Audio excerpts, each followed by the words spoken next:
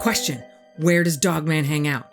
Answer: Danbury, Wisconsin. All 3 stories we have today were submitted separately, but they all occurred in the same small area of northwestern Wisconsin. Now, I don't want everyone to go flood the area all at one time, but when you are making plans for your next camping trip, these 3 stories may help you decide whether to go to or stay away from Wisconsin. And these 3 stories were all submitted without names, so we're just going to use pseudonyms for all of them.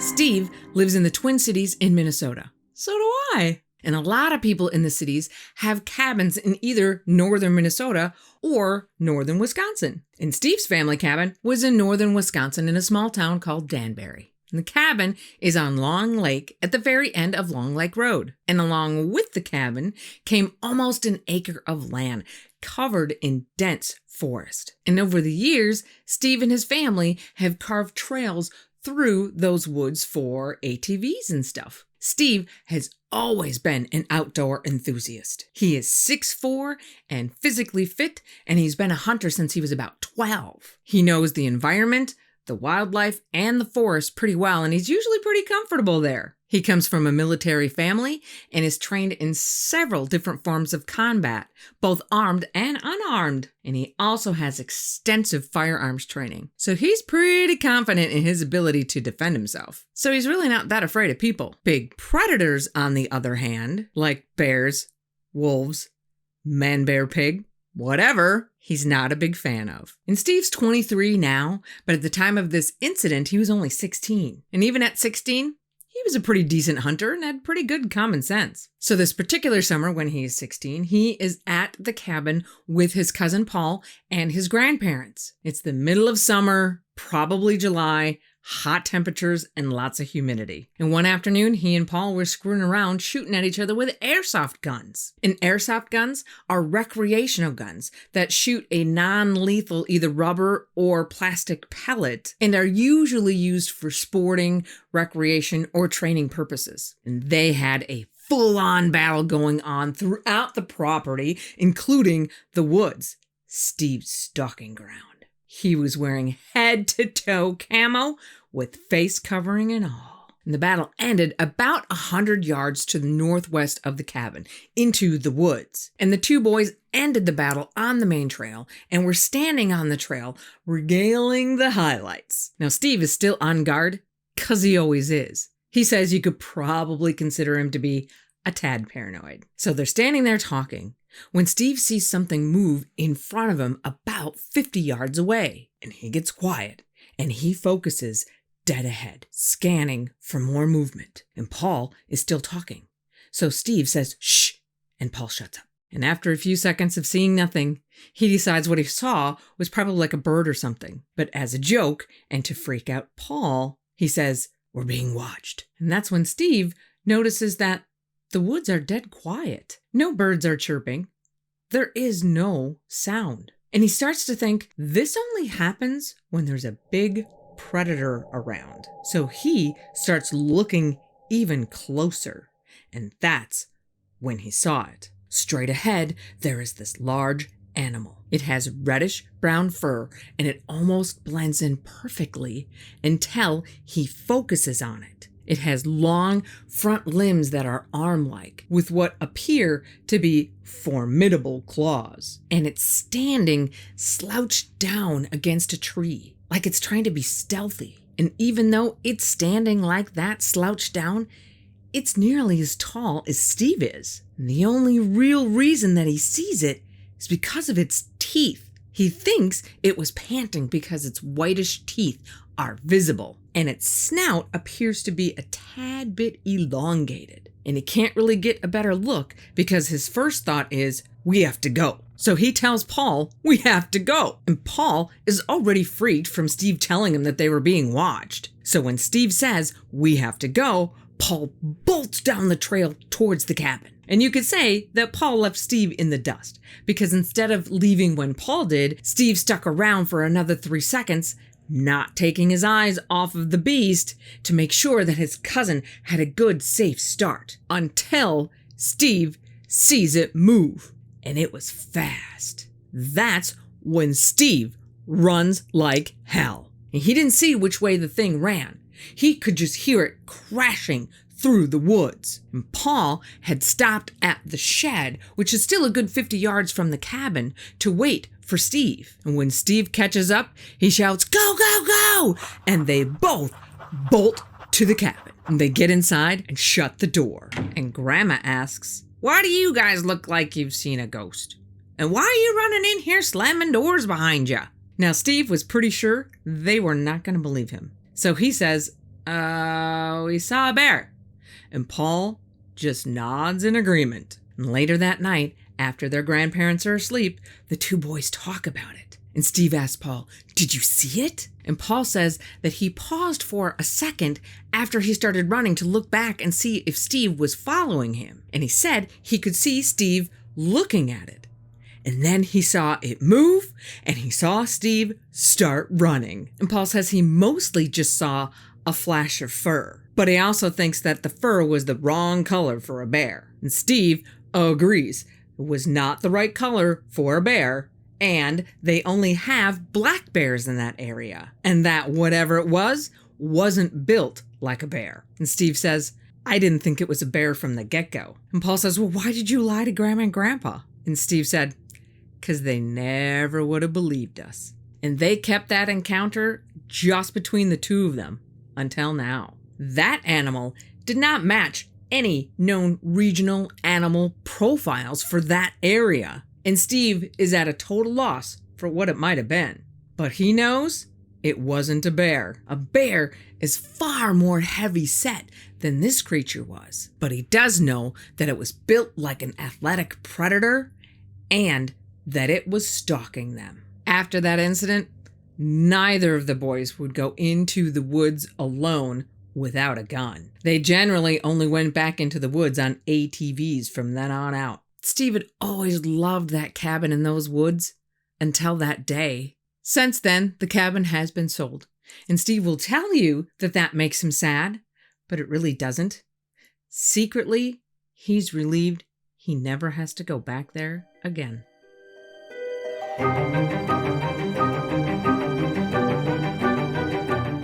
This encounter was a difficult thing for Janet to put down on paper. She had no idea what a cryptid was until her son told her of his encounter. All these years, she'd thought what she'd seen was a very deformed bear, but maybe not. Most evenings, about an hour before dark, Janet and some of her family or friends would go on what they called deer rides. Dusk, that hour or so before it gets full dark, is when deer like to move. So if you want to see deer, that is when you have the best chance. And they have a route they would always use. It started out on Rustic Road, which is southwest of their cabin on Long Lake, which is south of Danbury, Wisconsin. The road would take them through a wildlife preserve. And then as they kept going, they would end up on a road that went from Hinckley, Minnesota to Danbury, Wisconsin. And the portion of the road that actually went through the preserve always made her kind of nervous because it was like swampy bog on both sides of the road. It was a narrow gravel road. And in order to turn around, you had to go further down the road to a parking lot for hunters. And they never saw deer on that road, so they typically kind of went fast in that area. And they would have avoided the gravel road altogether, but they always saw deer just before the wildlife preserve and just after the wildlife preserve. And on this evening, it was just Janet and her sister-in-law, Amy, on the deer ride. And this happened like 15 or 16 years ago, so no cell phones.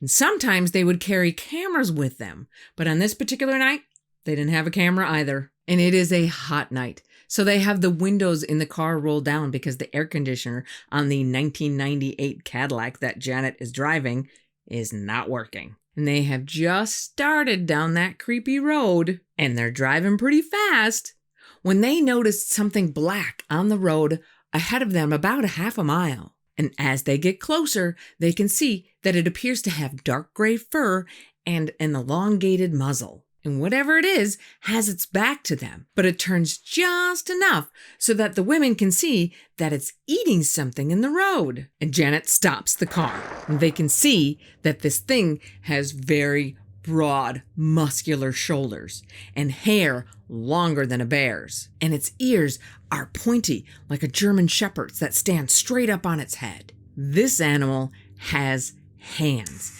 and is holding what Janet thinks is a dead rabbit. Totally freaked out, Janet says to Amy, "What is that?" And the thing hears them and starts to turn its head. And that's when Janet turns on her headlights. It's not dark yet, but she wants to get a better look at this thing. It turns all the way around and faces her car. The headlights catch its eyes, and she cannot believe what she is seeing. Its eyes are glowing reddish orange in the headlights. Janet freaks.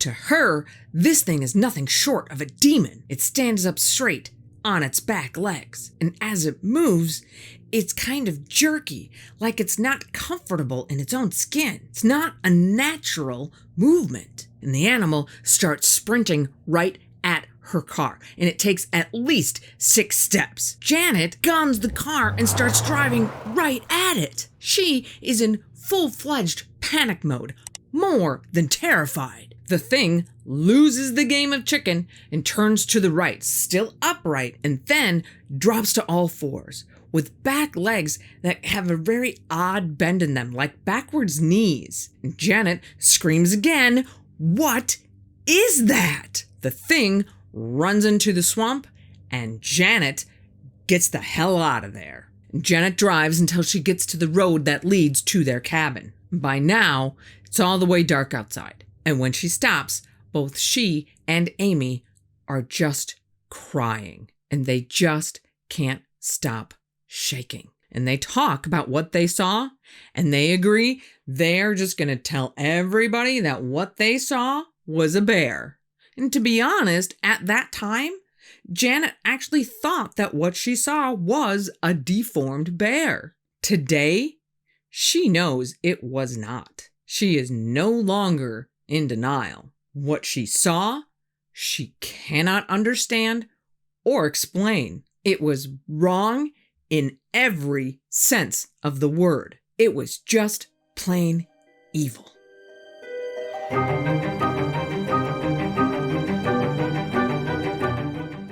When Ted was 15 in the summer of 1984, he was spending some time at his grandparents' lake cabin just south of Danbury, Wisconsin, east of Highway 35, around Devil's Lake. He had always been the great outdoorsman, playing and exploring in the woods, and he didn't think twice about going out all by himself for all-day adventures. And on this particular day, he'd been outside all day, so he was pretty tuckered out and decided to go to bed about 10 o'clock. Now, at this time, his grandparents' bedroom was on the other side of the cabin.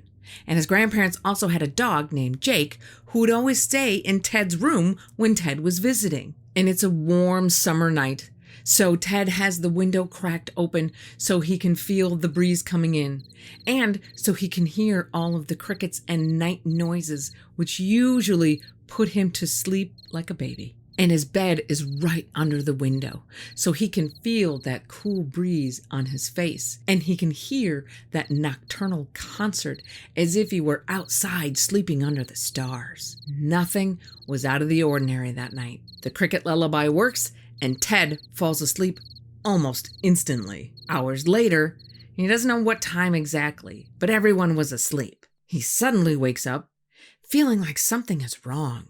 Still kind of groggy and just waking up, he notices that nothing outside is making any noise at all. No crickets, no frogs, no whippoorwills, nothing but dead silence. Thinking that's pretty odd, he holds his breath for a minute, listening super intently, trying to hear those noises that he hears on every other summer night. And as he's listening, he turns his head to look at the door of his bedroom.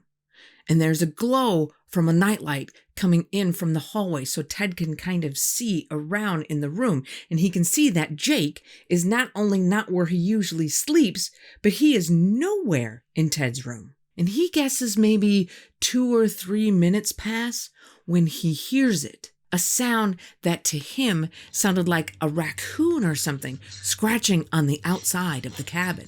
And Ted thinks, what the hell is that? And everything else is still completely silent except for that scratching. And the noise starts to move down the wall closer to the bedroom window. And as he's looking out the window, it's very dark outside, but there's enough light in the sky that he can make out the trees and the branches in silhouette. And the scratching stops, and Ted is straining to adjust his eyes to the darkness when something moves in front of the window, completely blocking out all of the trees. It's huge, and no animal he can think of or even envision is big enough to block out the whole window. And he can't make out any features on its body, but he can see the ears of a canine on top of its head, and is hunched down looking in the window. Then he sees its eyes, and he is paralyzed with fear. Its eyes are glowing amber and blink every 10 to 15 seconds. And Ted's mind is racing. Can it see me? What is it gonna do? What am I gonna do? And a chill goes down his spine as he can hear this thing, which is only 10 to 12 inches away from him. He can hear it breathing, and he hears it let out an exhale.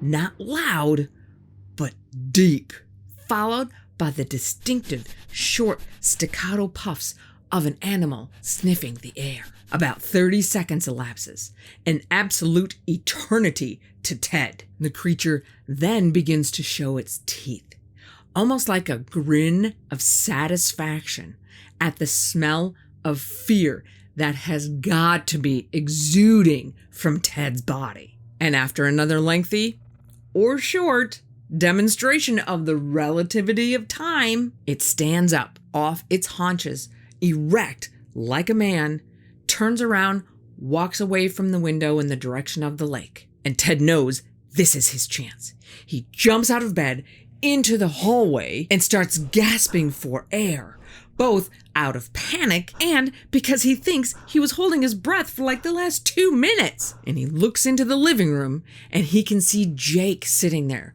totally still, stiff as a board, hair standing on end, slightly growling as he's looking out the window at the deck. And as he's still trying to catch his breath, he turns to the hall closet, opens it up, grabs his 20-gauge shotgun, and loads it up. It's just a single shot, but it's better than nothing. And then he realizes if this thing wants to get in, all it has to do is break the glass on the deck patio doors. If it does that, Ted has no place to go. He is stuck between his bedroom and the patio doors that lead to his grandparents' bedroom, where his grandfather has a deer rifle that he can't get to. So he stands there, waiting for about 5 minutes, and nothing happens. Jake seems to calm down and comes over by his leg wanting some head scratches. And he thinks about waking up his grandparents to tell him what he saw, but he honestly didn't think they'd believe him. After all, he could barely believe it himself. But he calms down, goes back to his bedroom, takes the covers off the bed, lays on the floor with the gun and his dog at the ready in kind of a half sleep for the rest of the night. And Ted is so afraid of this thing returning that he can't even bring himself to get close enough to the window to close it. He waits until dawn before he closes it and locks it. And once daylight is in full force, he goes outside to see if he can find anything, any scratch marks or footprints or anything. And he doesn't find a thing. And he starts to wonder if he is going crazy. No. That thing was real. And Ted continued to sleep on the floor for about a week before he felt it was safe enough to return to his bed. And that window has stayed closed and locked ever since. Now, Ted didn't have any other encounters with dogmen, and the memory was kind of put out of his mind over time, until recently when he saw other people with similar encounters and saw that two people had encounters in the very same area. And when he saw their experiences, he decided it was time to share his. And Ted says, "You don't know what true primal fear is until you encounter one of these things face to face." He never wants to experience it again. And if you want to listen to more Dogman stories while you're planning your Wisconsin vacation, click right here, and we will see you again on the In-Between.